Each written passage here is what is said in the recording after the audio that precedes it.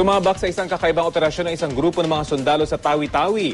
Sa halip na armas, syok ang hawak nila. At ang kanilang misyon, turuan ng mga matatanda roon kung paano magbasa, magsulat at magbilang. Balitang hatid ni Cara David.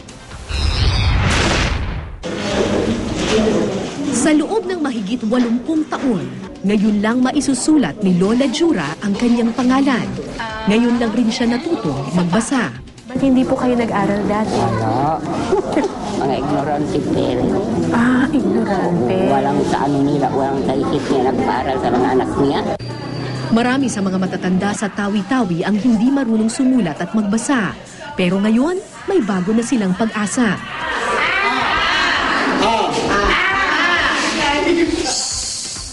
Ito ang LIPAD o Literacy for Peace and Development Program ng Magbasa Kita Foundation. Araw-araw sa loob ng 3 buwan, tinuturuan nila ng spelling, writing at math ang mga matatanda. Pero sa klaseng ito, ang nagtuturo ay hindi pangkaraniwang guro, kundi sundalo. Kasi pag may kita mo ang sundalo or ang kapulisan, parati na lang nasa gera, parang will you feel secured to have a friend na Marines? Or whatever, sundalo that is. Pero pag makita mo sila, wow! Nagtuturo. Wala silang baril.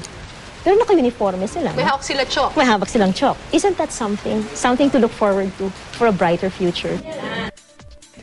Dahil nakakarating sa kung saan-saang sulok ang mga Marines ng Tawi-Tawi, isa sila sa mga kinuhang volunteer teachers ng Magbasa Kita Foundation. Sa ganitong paraan, hindi lang edukasyon ang nakakamit, kundi kapayapaan na rin. Dito sa Tawi-Tawi, wala naman pong gulo na katulad sa ibang probinsya na ganun kagulo na kailangan ng combat operations. So, nakipag-tie up po kami sa Magbasa Kita Foundation in accordance na rin sa AFP's Internal Peace and Security Plan na yun nga po, yung Winning the Peace. Hindi biro ang magturo sa mga matatanda. Kailangan ng mahabang pasensya. Pero kung anong pursigido ng kanyang mga estudyante, ganun din ang pagsisikap ng volunteer teacher na si Corporal Imbol. Ano yung pinakamasayang parte ng pagtuturo? Yung makita mo mga nakakasulat at saka nakakabasa, ma'am. Oo. Yun naman, ang pinakamasaya, ma'am. Oo. Anong pakiramdam mo nun? Parang... Sulit yung pagod, ma'am. Sulit yung inis. Sulit yung time na ginugugol ko sa kanila.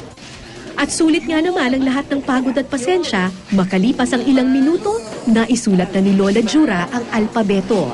Namutawi ang ngiti sa mukha ng matanda.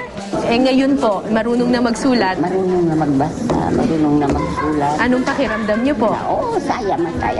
Masayang masaya. Hindi kayo nahihiya kahit matanda na kayo? No, hindi na. Bakit ako mahiya? Hindi ako mahiya.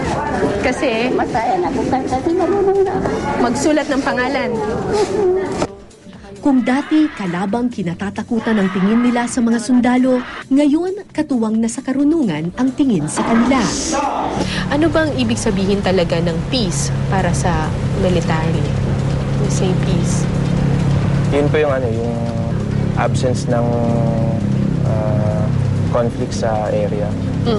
Tsaka presence ng development ng community niyo. Kung dati mangmang ang tingin nila sa kanilang sarili, ngayon pantay na sa iba at abot tanaw na ang pag-asa. Dapat lahat tayo sabay-sabay para maiangat natin yung kanilang antas. Kasi kung always na lang ang tingin mo sa kanila mababa, paano matatanggal yung diskriminasyon? 3 buwan lang yan, Cara. The 3 months can change somebody else's life for the better. Cara David, GMA News.